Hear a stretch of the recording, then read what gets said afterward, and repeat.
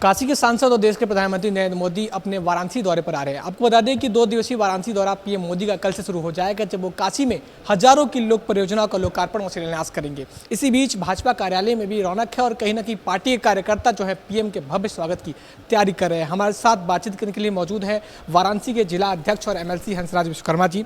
Sir, PM आ रहे हैं वाराणसी में, इस बार दौरा किस तरह से खास होने वाला है? निश्चित तौर पर हमारे वाराणसी के जनप्रिय लोकप्रिय सांसद, देश के यशस्वी प्रधानमंत्री, जो विश्व के नेता हैं, वो आ रहे हैं और 3 राज्य जिता कर आ रहे हैं।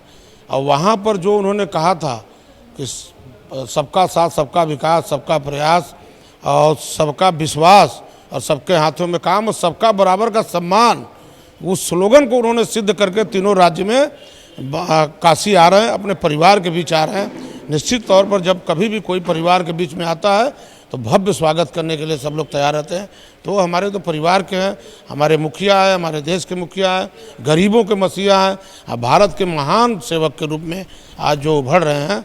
आज विश्व को पछाड़ दिया उन्होंने, विश्व में अपना स्थान कर्म, ईमानदारी, मेहनत और विचारों से आज जो है विकास के बल पर आज विश्व को पछाड़ने का काम किए हैं। 2047 का जो उन्होंने लक्ष्य रखा है विकसित भारत बनाने का, निश्चित पर एक भारत श्रेष्ठ भारत का जो उनका परिकल्पना है वो शुरुआत हो गई है।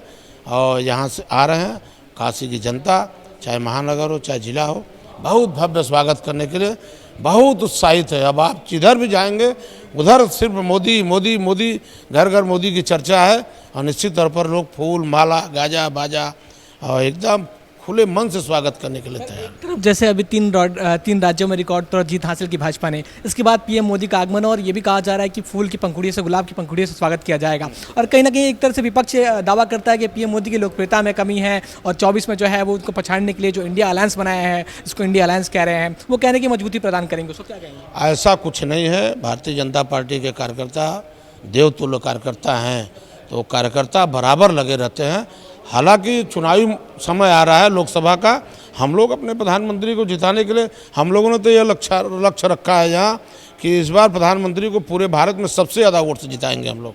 तो ये विपक्ष का कहना, विपक्ष तो हताश है, निराश है और भ्रष्टाचार में एकदम लिप्त है। देख रहे हैं आप, कहीं भी देख रहे हैं चारों तरफ कोई सब ईडी CBI भ्रष्टाचार के रडार पर है, कोई जमानत पर है, कोई नोटिस लेकर घूम रहा है वकीलों के पास।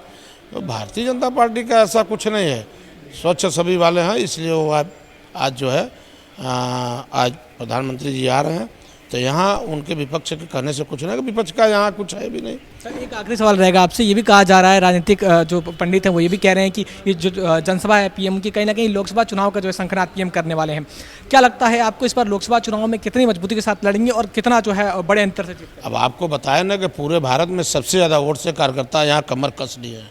मैं भी जिलाध्यक्ष हूँ, उनका एक परिवार का सदस्य हूँ, और जितनी भी हो सकता है पूरी कोर कसर न छोड़ करके पूरे भारत में जो सारे रिकॉर्ड अपने प्रधानमंत्री के गिनीज बुक में लिखा जा रहा है, ये भी रिकॉर्ड उनके जीवन में लिखा जाएगा कि उन्होंने भारत में सबसे ज़्यादा 2024 में वाराणसी लोकसभा सीट से जीत कर आए हैं। धन्यवाद। बिल्कुल, तो देखिए कहीं ना कहीं ये चीज़ें दिखाती हैं और पीएम का आगमन काफ़ी ज़्यादा खास है, क्योंकि 43 बार जो है बतौर सांसद, बतौर प्रधानमंत्री वो जो है काशी में आ रहे हैं। और अपने आप में दौरा काफ़ी ज़्यादा खास है, क्योंकि इस दौरे में कई हजार करोड़ की जो लोकसभा की लोक परियोजनाएं हैं उनका लोकार्पण और शिलान्यास भी सामने है। अब देखना होगा कि पीएम का दौरा क्या कुछ होता है और कैसा ये सिद्ध होता है।